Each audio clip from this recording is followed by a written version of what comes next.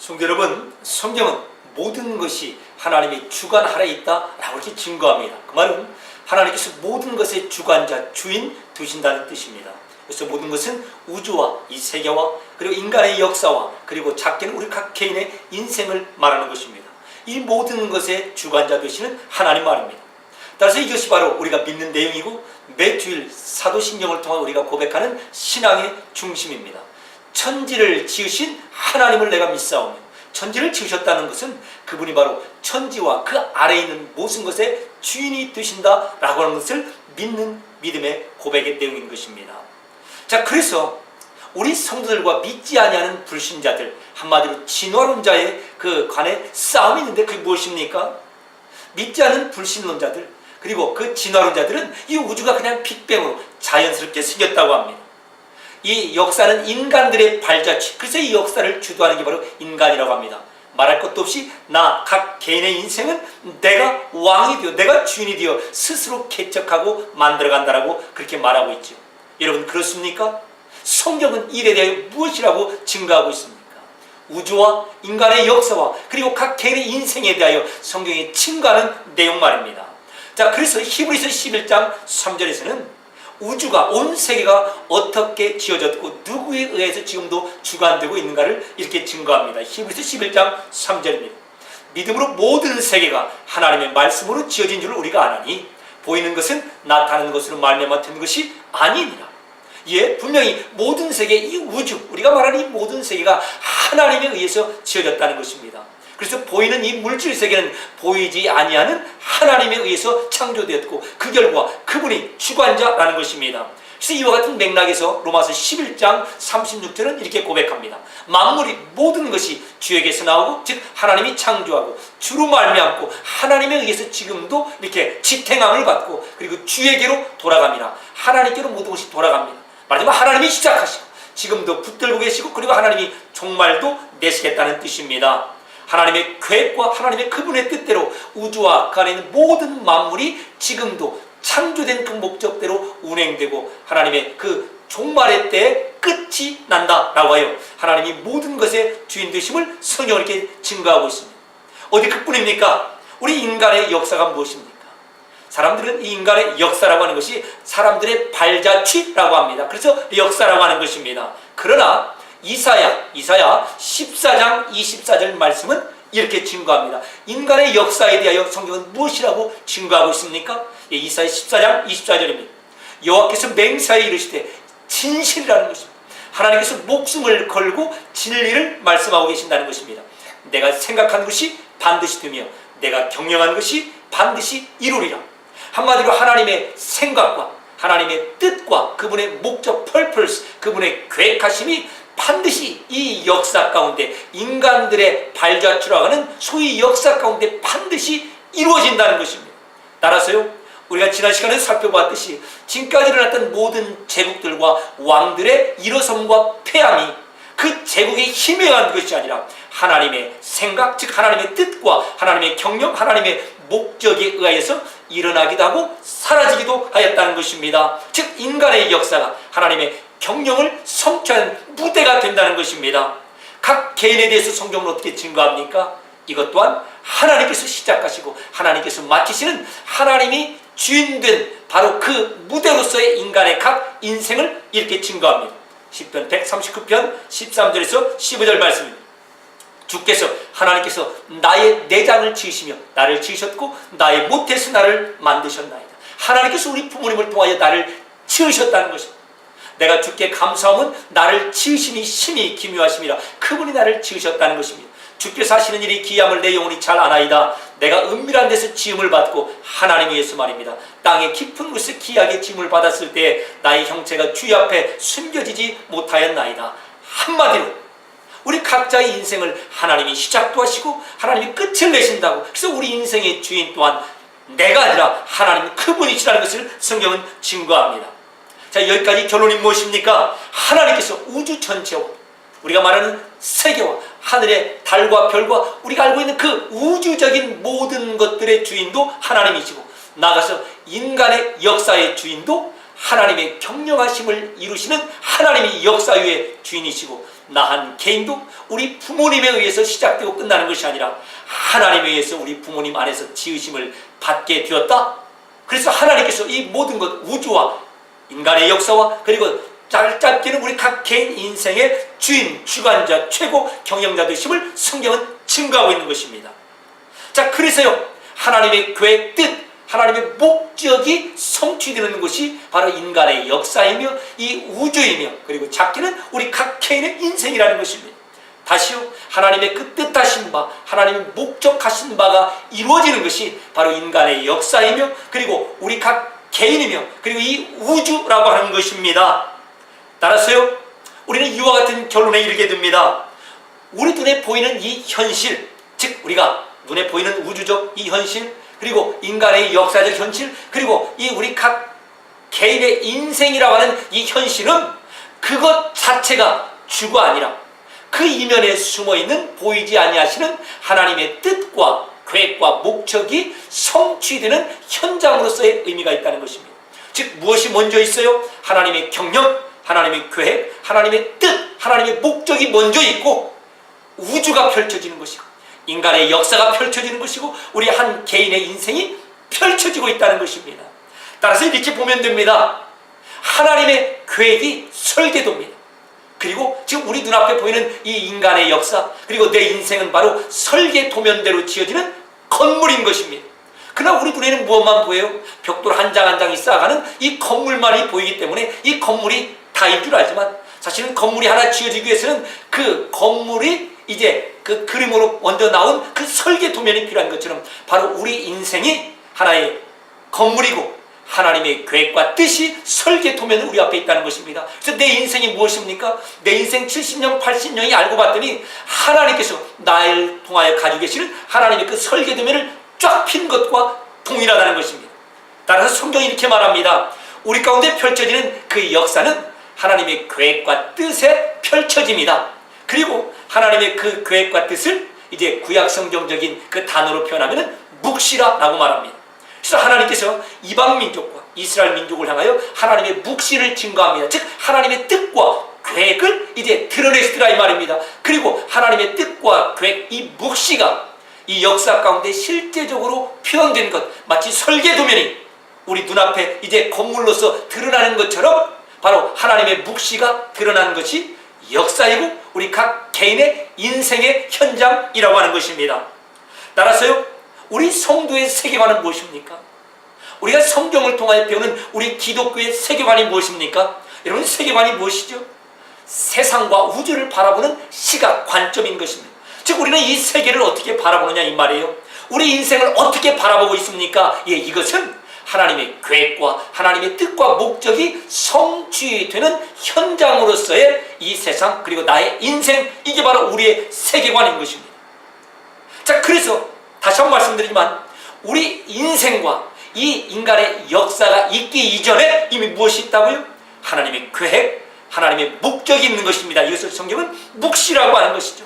따라서 하나님의 묵시가 우리 인생 가운데 설계도면처럼 미리 있고, 그리고 우리 인생이 그 설계도면을 따라 한 장 한 장 벽돌이 쌓아져 지어져가는 건물처럼 우리 가운데 이제 이렇게 보여지는 것입니다. 그리고 이것들이 만나서 이제 연결된 그 인간의 인생들이 연결된 그런 연결점을 우리는 역사라고 말입니다. 그래서 따라서 역사와 우리 인생은 하나님의 묵시, 다시 말해서 하나님의 계획과 뜻이 이제 우리 가운데 눈앞에 보여져 밝히 성취되는 건물과 같다는 것이죠.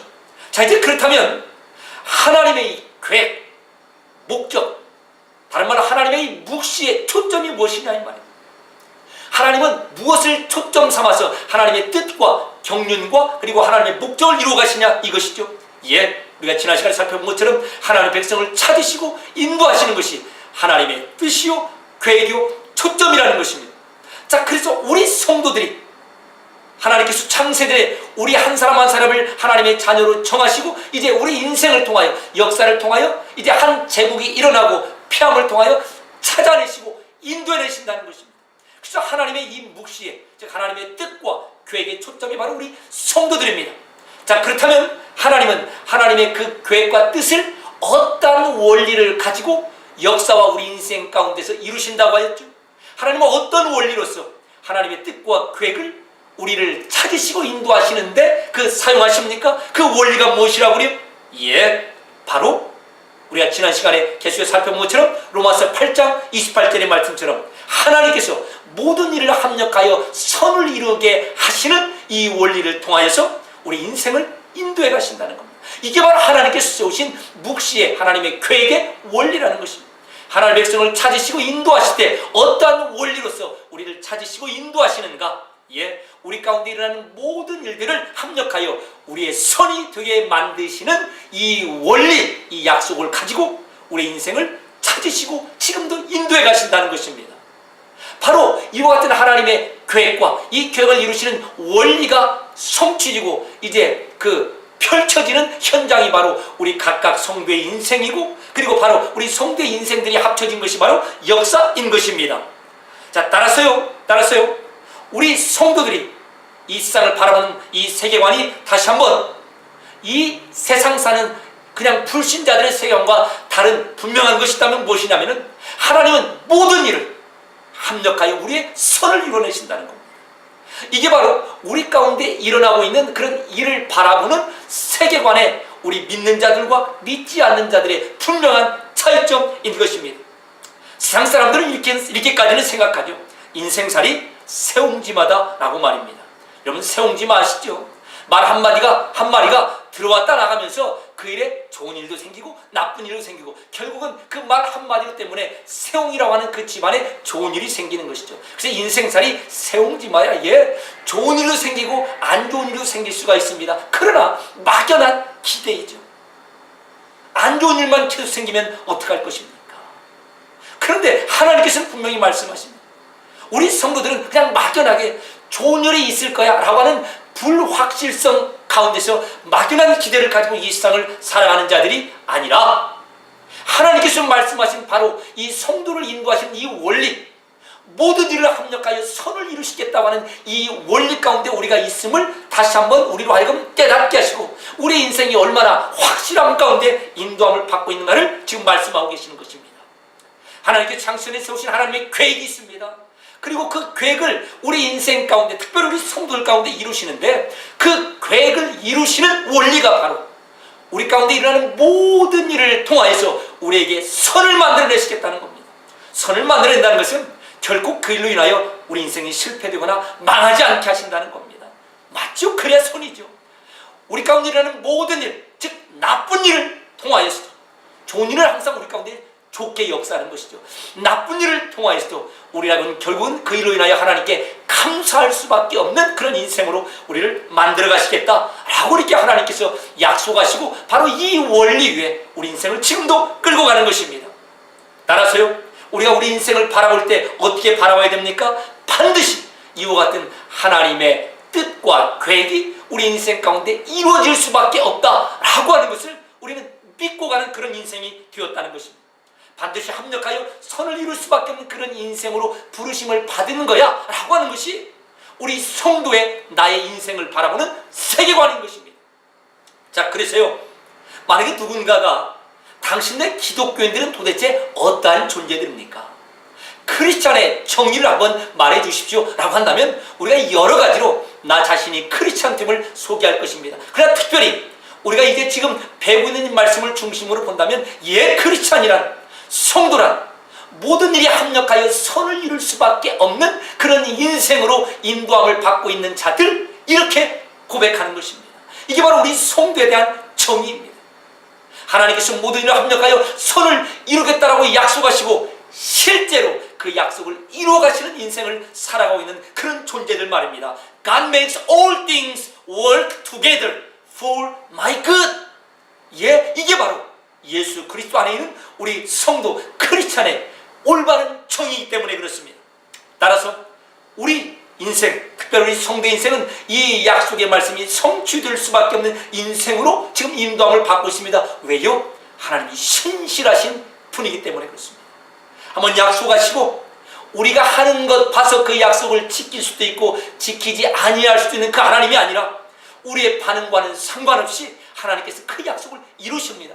예, 물론 우리가 제대로 반응하지 못하면 우리를 징계하시죠. 회초리를 드신다는 겁니다. 자녀답게 만드시는 아버지로서의 회초리를 드심이 있습니다. 그리고 이것은 자녀로서 우리의 복인 것입니다. 예, 우리가 잘못하면 그 약속을 취소하는 것이 아니라 하나님께서 잘못한 우리를 고쳐가시고 회초리를 떼서라도 하나님께서 원하시는 그 자리에 끌어오시며 동시에 분명히 이 약속을 이루어 내신다는 것입니다. 그리고 바로 이 약속을 이루실 수밖에 없다라고 하는 그 보증으로 무엇을 우리에게 허락하셨다고요? 낮에는 해와 밤에는 달과 별을 허락하셨다는 것입니다. 에레미야 33장 20절 21절에서 이와 같은 약속의 말씀이 등장하죠. 이미 하나님께서 다윗에게 약속하셨답니다. 이미 하나님께서 레위 제사장들에게도 약속하셨답니다. 말하자면 우리에게도 약속하셨죠. 무엇이라고 약속하셨죠? 모든 것을 합력하여 내가 너희 인생에 선이 되게 할게 라고 약속하셨다는 것입니다. 다윗에게 마땅한 약속을 주셨고 레위 제사장에게도 약속을 하셨습니다. 그런데 이 약속들이 폐해질 수가 없다는 거예요. 어떤 조건이 이루어지기 전에는요, 예, 낮과 밤에 낮과 밤에 정해진 그 약속이 폐해지기 전에는 말입니다. 그 말은 낮에 해가 뜨지 않고 밤에 달과 별이 뜨지 않기 전에는 이 약속이 다윗에게 한 약속, 레위 제사장에게 한 약속, 오늘날 우리에게 한 약속이 폐해지지 않는다는 겁니다. 그만큼 이 약속은 불변하다는 것이죠. 하나님이 그런 분이라는 것입니다. 하나님의 속성상, 그분의 성품상 하나님은 신실하신 분입니다. 하나님은 전능하신 분이십니다. 근데 하나님 전능하신 그분이 못하시는 한 가지가 있다고 그랬죠. 이게 무엇이라고 그랬죠? 거짓말. 하나님은 다 하실 수 있는데 거짓말만큼은 할 수가 없습니다.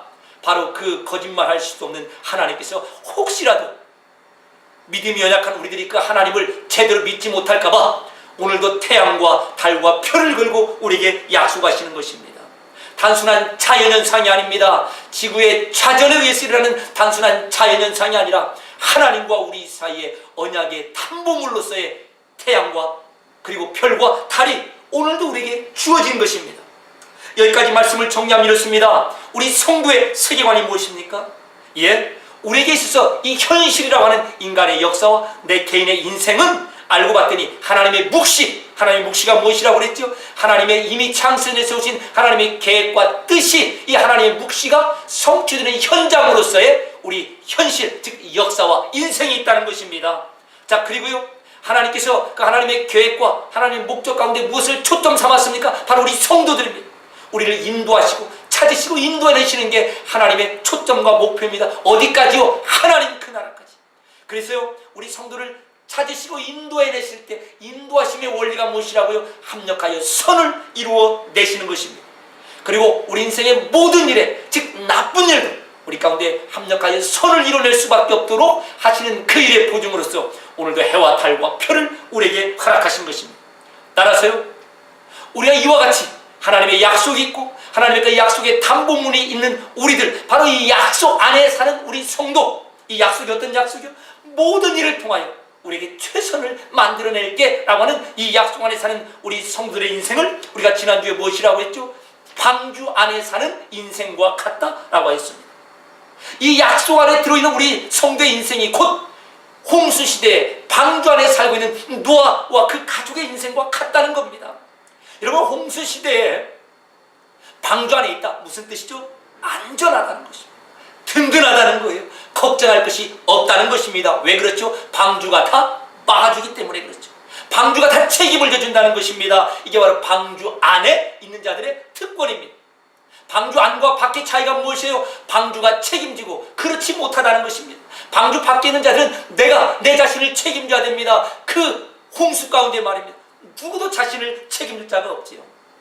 그런데 어떤 자들은 말합니다. 진짜 비가 와서 가장 높은 산 꼭대기까지 이게 덮이게 되고 인간이 다 죽은 그런 노아의 홍수가 있었는가? 라고 비웃죠.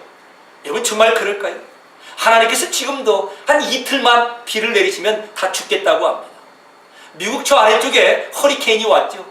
그냥 나라가 다 마비될 정도로, 비상사태가 선언될 정도로 그렇게 엄청난 일이 벌어집니다.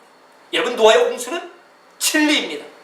하나님께서 그때 그 시대는 물로 온 세상에 다 다 심판을 내린 것처럼, 하나님의 선택한 백성만 방주 안에 담아 구원하는 것처럼, 이제 다시 예수님 오시는 그때는 불로서 모든 세상을 다 멸망케 하고 방주 안, 즉 예수 그리스도 안에 들어가 있는 하나님의 백성만을 이렇게 선택하여 은혜로 구원하겠다라는 샘플을 보이시는 것입니다. 하여튼 방주 안에 있는 노아와 그 가족들은 방주가 모든 것을 책임집니다. 밖에 홍수가 모든 사람을 다 죽이는 최악의 순간에도 방주 안에 들어있는 특권을 누리게 되는 것입니다. 바로 그와 같은 인생이 우리 성도의 인생이라는 것입니다. 무엇 때문에요? 바로 이 약속이 우리를 책임지고 있기 때문에. 어떤 약속이요? 하나님께서 모든 것을 합력하여 우리 인생에 최선이 되게 하신다라고 하는 이 약속 말입니다. 자, 그래서 우리는 바로 이 약속 안에서 걱정하거나 불안해하거나 초조할 것이 없는 그런 인생을 살아간다는 것입니다. 진짜로요? 예, 진짜로 말입니다. 왜 그렇죠? 내가 생각하는 그 나쁜 일도 결국은 하나님께서 감사거리, 하나님 앞에 정말 감사할 수밖에 없는 그런 조건으로 만들어내시는, 바로 합력하여 선을 이기겠다는 그 약속이 우리 가운데 있기 때문에 그렇습니다. 이것이 주인 되신 하나님의 약속. 주인이라는 것은 그렇게 할 수도 있고 그렇게 안 할 수도 있는 권한이 있는 분입니다. 근데 그분이 그렇게 하시겠대요. 모든 일을 통하여 우리 인생에 선을 이루실 수도 있고 선을 이루지 아니할 수도 있는 그분이 그냥 선을 이루시겠답니다. 그리고 그 약속이 하루도 변치 않고 취소되지 아니함을 담보물로써 태양과 달과 별을 통하여 우리에게 보증하고 계시는 것입니다. 성도 여러분, 반드시 기억하시길 바랍니다.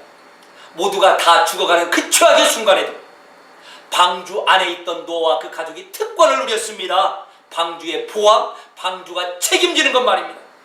이것이 바로 오늘날 이 약속 안에 있는 우리 성도들의 특권이요, 이 약속이 지켜내는 우리 성도가 이 땅에서 이미 맛보고 누리는 하나님의 백성으로서의 바로 권리, 권한인 것입니다. 우리 인생의 모든 사건들을 통해서 말입니다.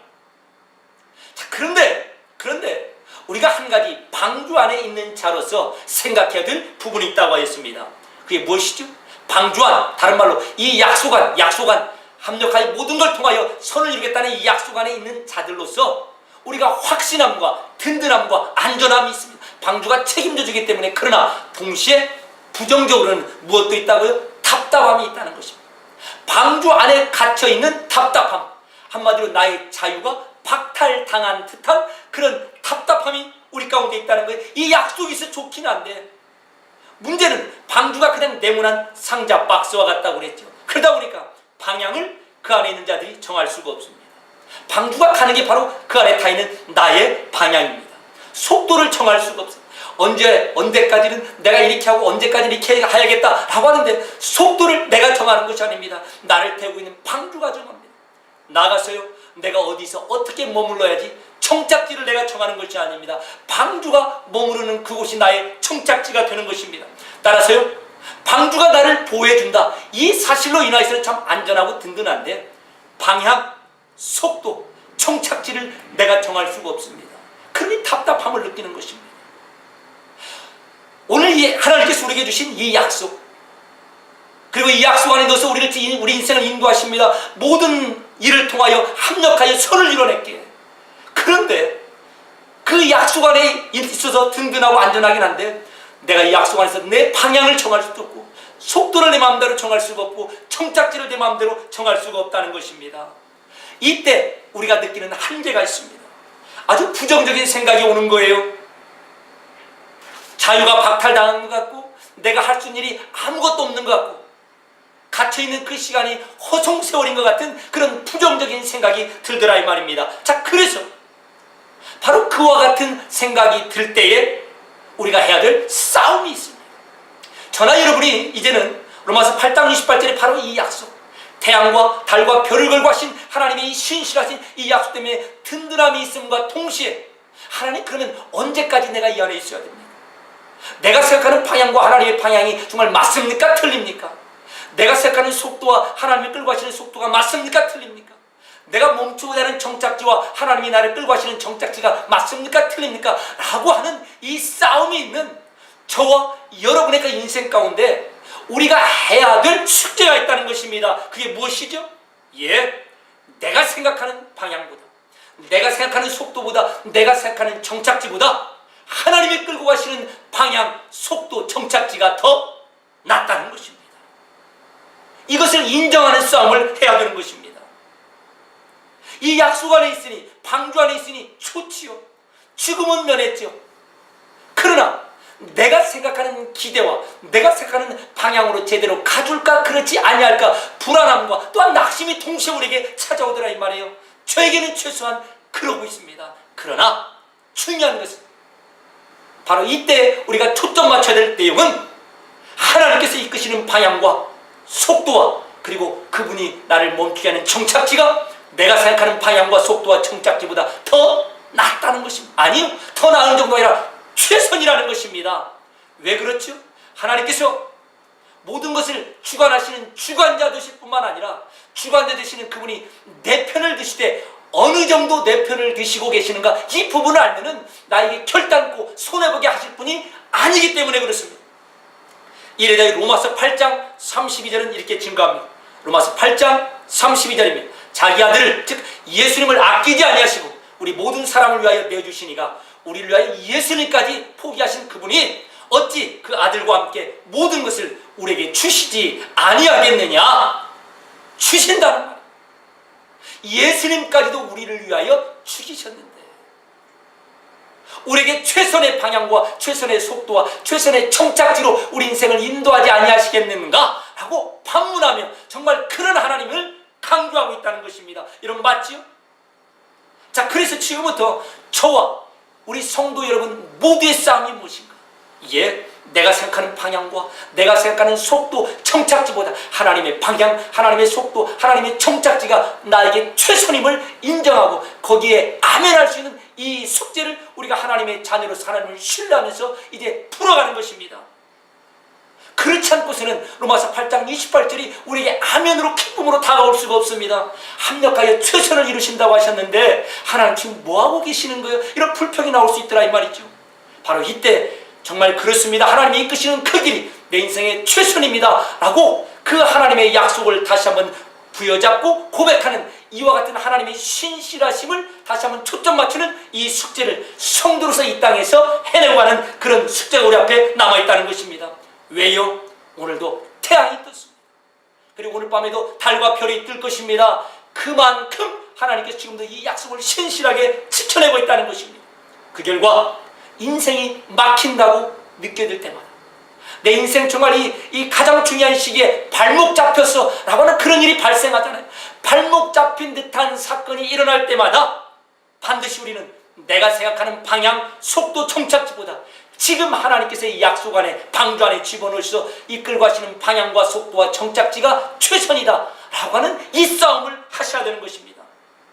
다시요, 우리 인생에 발목 잡힌 듯한 그런 사건들이 얼마나 많이 일어나는지 모릅니다. 그때 내가 왜 그렇게 선택했을까? 그때 내가 왜 그런 일이 벌어졌을까? 그때 내가 왜 그런 실수를 하였을까? 왜 그 사람을 만났을까? 그 사람 말을 들었을까? 왜 이쪽으로 왔을까? 라고 하는 그런 발목 잡힌 사건들이 일어날 때마다 그리고 지금도 그 일로 인하여 괴로울 때마다 바로 이 사실에 초점을 맞춰야 된다는 것입니다. 내가 생각하는 방향, 속도, 정착지보다 하나님이 이끄시는 방향, 속도, 정착지가 최선이다라고 말입니다. 아브라함도 하나님 지금 무엇 하시는 거예요? 정말 답답함을 느끼죠. 다윗도 마찬가지. 아브라함은 그 아들의 약속을 받았는데 아들이 나오지 않습니다. 다윗은 왕으로서 기름 부음을 받았는데 왕이 되지 않습니다. 그런 인생을 우리 모두가 살아가고 있습니다. 그러나 그날도 태양과 그리고 달과 별이 뜸으로써 하나님의 약속은 신실하게 성취되고 하나님의 때에 최선으로 그들의 인생을 인도함 받고 있었던 것입니다. 사도 바울도 마찬가지입니다. 사도행전 24장 27절에 오늘 우리 제목의 말씀처럼 2년이라고 하는 그런 시간이 등장합니다. 사도행전 24장 27절입니다. 이태가 지난 후 2년이 지난 후에 보르기오 베스토가 벨릭스의 소임을 이어받으니 벨릭스가 유대인의 마음을 얻고자 하여 바울을 구류하여 두니라. 다 이런 뜻입니다. 이제 이스라엘의 당시에 총독이 바뀌어지는데 이제 총독이 바뀌어지는 이제 그 어간을 소개하면서 벨릭스라고 하는 사람이 이전에 2년 동안 사도 바울을 감옥에 가두어 놨다는 것입니다. 그래 그냥 딱 끝이 납니다. 무슨 말입니까? 이 24장 27절 이 한 절의 말씀에 사도 바울 인생의 인연이 그냥 사라지는 것입니다. 여러분, 그 인연 같으면 사도 바울로 봐서는 지금까지 했던 전도 여행에 한 번 더 갈 수 있는 그런 시간도 들 수 있을 것이고, 다른 곳 같으면 교회가 수십 개가 세워질 수가 있고 정말 많은 영혼들을 만날 수 있는 그런 기간이 되었을 것입니다. 그런데 그냥 벨릭스라고 하는 그 로마의 총독이 사도 바울을 2년간 감옥에 그냥 가두어 놓았다네 라고 하는 인연이 그냥 지나가는 것입니다. 바로 이와 같은 일, 사도 바울로 봐서는 내 인생에 하나님 앞에 정말 엄청나게 쓰임받아야 되는 그 순간에 발목이 잡히는 그런 일이 벌어졌다는 것입니다. 사도행전 24장 그 앞절에 이미 하나님께서 사도 바울을 통하여서 너 로마에 가서 복음을 증거하게 할 거야 라고 하는 로마에서의 복음 증거를 허락하십니다. 물론 사도 바울 마음에도 로마에 가서 복음을 증거하고자 하는 그런 소원이 있었고 말입니다. 자, 그래서 이제 사도 바울도 이 사도행전 24장 앞절에서 이제 빨리 이스라엘 그 예루살렘에 올라와서 일을 마치고 나 로마에 가서 복음을 증거할 거야, 그런 소원을 가지고 이제 예루살렘에 올라옵니다. 그런데 그 예루살렘에 올라와서 붙들려서 2년이라는 시간을 그냥 감옥에서 보내고 그 부분을 단 한 절로서 설명합니다.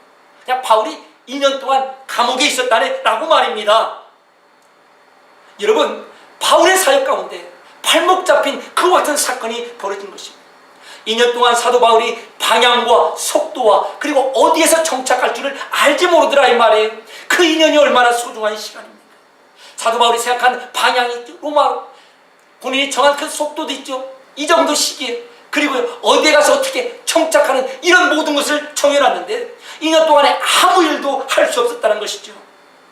이때 사도 바울의 생각이 어땠을 것입니까? 우리 가운데 이런 일이 벌어졌을 때 우리의 생각은 어떠냐 이 말이에요. 손해보고 허탕친 2년과 같습니다. 그때 뭐라도 했으면 더 좋은 결과가 있을 텐데 라고 말합니다. 마치 저와 여러분의 인생이 지금 그와 같은 시기일 수가 있습니다. 그냥 이태를 감옥에서 아무것도 하지 않고 그 소중한 시간이 그냥 지나가는 것 같은 그 2년 말입니다. 그 2년 동안 말입니다. 무의미한 것 같고 초조하고 불안한 그 2년 말입니다. 그러나 중요한 것은 그 순간에도 하나님은 이 약속을 지키셨다는 거예요. 하나님의 약속은 변함없이 성취됩니다. 사도 바울이 2년간 그 감옥에 갇혀있는 그 시간에도 태양은 떴고 그리고 달과 별이 떴기 때문에 그렇습니다. 하나님은 그 2년 동안의 시간을 통하여서 사도 바울에게 무의미하고 사도 바울을 정말 아무것도 안 하게 한 것이 아니라 하나님은 하나님 나름대로 그 다음에 로마의 사역을 위하여 준비하신 것입니다. 이제 우리가 이 부분은 다음에 좀 더 살펴보라 하겠습니다. 그러나 분명한 것은 더 안전하게 사도 바울이 로마에 가게 되고 더 많은 관계를 맺으면서 로마에까지 가게 되고 그 말은 더 많은 동역자를 만들게 되는 것이죠. 그 기간 동안에 말입니다. 그리고 비용을 들이지 않고도 이제 로마까지 갈 수 있는 그와 같은 여러 가지 경제적인 효과도 드러납니다. 무엇보다도 로마에서 복음을 증거하는데 절대로 손해보지 아니하도록 그 사도 바울의 그 2년간의 그 시간을 하나님께서 사용하십니다. 왜요? 하나님 그분이 우리 인생을 무대 삼아 우리 인생을 배경 삼아 하나님이 가지신 그 계획을 펼쳐가시는데 펼쳐가신 그 가운데 우리 인생을 최선으로 인도하시기 때문에 그렇습니다. 바로 여기가 우리가 초점 맞춰야 될 내용이며 우리 성도의 세계관의 중심인 것입니다. 우리가 보이는 나의 인생, 이 역사가 진짜가 아니라 이게 실체가 아니라 이건 단순히 건물에 불과하고 이 건물이 이루어지게 하는 설계 도면으로서의 하나님의 계획, 하나님의 묵시, 그분의 경영이 이미 있었다는 것입니다. 창세 전에 말입니다. 여러분, 그래서요 우리 인생이 계속된 그 2년간의 침묵의 기간의 연속일 수가 있습니다. 아마 어떤 분은 그럴 것입니다. 지난 2년, 그리고 그 앞전의 2년, 또 그 앞전의 2년이 마치 내 인생의 발목 잡힌 것과 같은 그 인생 말입니다. 그 2년 말입니다. 그래서 그 발목 잡힌 2년 동안의 연속으로서 지금까지 살아올 수도 있고 어쩌면 우리는 앞으로 많은 남은 기간을 그렇게 2년 동안의 그 발목 잡힌 사건 그 기간으로서의 인생을 살아갈 수도 있습니다. 그러나 이때 반드시 기억할 내용이 있습니다. 하나님의 계획, 그분의 뜻과 그분의 경영 묵시가 반드시 나의 인생과 이 역사 가운데 성취된다는 것입니다. 다른 말로 합력하여 하나님께서 약속하신 그 모든 약속의 말씀이 최선으로 우리 가운데 이루어지는 바로 그 일이 반드시 우리 가운데 성취된다는 것입니다. 여러분 혹시라도 과거에 2년 동안에 그런 발목 잡힌 그런 사건이 일어났습니까? 예, 저도 그렇고 여러분도 그럴 것입니다. 그러나 그것도 나의 발목을 잡은 것 같은 2년 동안 감옥 안에서 그냥 무마하게 보낸 같은 그런 기간과 그런 사건도 이제는 하나님의 이 약속의 말씀에 던져버리십시오. 내가 합력하여 너의 인생을 최선으로 인도할게 라고 하는 그 약속의 말입니다. 더 이상 그 사건들이 나의 발목을 잡는 사건이 아닙니다. 그때 그 일만 없었더라면 라고 하는 그의 아쉬움과 후회 사건이 아니더라 이 말이에요. 하나님께서 합력하여 선을 이루시는 바로 하나님의 그 선을 만드시는 재료에 불과합니다. 요셉이 형들에게 팔려갔던 그 사건이 없었다면 어떻게 그가 총리의 자리에 가게 되었을까? 그러나 그 사건을 통하여 하나님께서는 요셉으로 하여금 하나님 앞에 최고의 감사를 돌리게 만드셨습니다. 바로 그렇게 만드신다는 것입니다. 사도 바울의 그 2년의 그 시간을 통하여서 하나님께 사도 바울의 입술을 통하여 가장 감격과 감사의 조건으로 만들어내셨다는 것입니다. 하나님께서 일하신 기간입니다. 우리의 발목을 잡아 우리가 2년 동안 감옥에서 그냥 썩은 것과 같은 무의미한 시간, 그게 절대로 무의미한 시간이 아니라 하나님께서 일하시고 하나님께서 최선으로 만들어 가신 그 과정 중에 있었던 시간이라는 것입니다. 우리 성도의 세계관이 무엇이라고요? 새옹지마가 아닙니다. 막연한 기대가 아닙니다. 어떻게 되겠지, 쥐구멍에도 해 뜰 날이 있겠지, 아닙니다. 우리 성도의 세계관은 바로 이 약속이 반드시 성취되는 인생임으로 바라보는 것입니다. 모든 것을 합력하여 최선을 이루시는 하나님의 약속이 성취되는 인생, 바로 그렇게 우리 인생을 바라보는 것, 그게 바로 우리 성도의 세계관입니다. 방주 안에 있는 사람처럼 막연할 수도 있습니다. 매가 2년 동안의 연속일 수도 있습니다. 그러나 그 순간에도 하나님의 약속은 성취되고 있습니다. 우리 인생을 최선으로 인도하시겠다는 하나님의 그 약속 말입니다. 어떻게 알지요? 바로 그날도, 그리고 오늘도, 내일도 태양이 뜨고 별과 달이 뜨기 때문에 그렇습니다. 다시 한번 하나님의 신실하신 가운데 나의 인생이 무엇인가, 나의 인생을 바라보는 제대로 된 세계관을 가지고 하나님의 그 약속이 성취될 수밖에 없고 지금도 성취됨을 확인하시고 담대함으로 일어서시고 남은 인생을 담대함과 풍성함으로 나누고 위로하며 넉넉하게 하나님의 영광을 바라보며 사시는 여러분 모두가 되시길 주님의 이름으로 축원합니다. 은혜로우신 아버지 하나님, 오늘도 이 약속을 지키시는 보증으로 태양을 떠주신 걸 감사드립니다. 하나님의 약속의 말씀이 우리를 방주 안에 들어는 그런 안전한 자가 되었습니다. 방주 안에서 인도함을 받고 있는 이 방향과 그리고 속도와 정착지가 하나님께서 최선으로 인도함을 다시 한번 보게 하여 주시사 우리 가운데 2년 동안의 발목 잡은 사건이 결코 우리 인생을 발목 잡지 않고 우리에게 손해보는 사건이 아니고 하나님께서 그것 또한 최선으로 인도하시는 과정 중에 있음을 다시 한번 신뢰하며 나아가게 하여 주시옵소서. 예수님의 이름으로 기도하옵나이다. 아멘.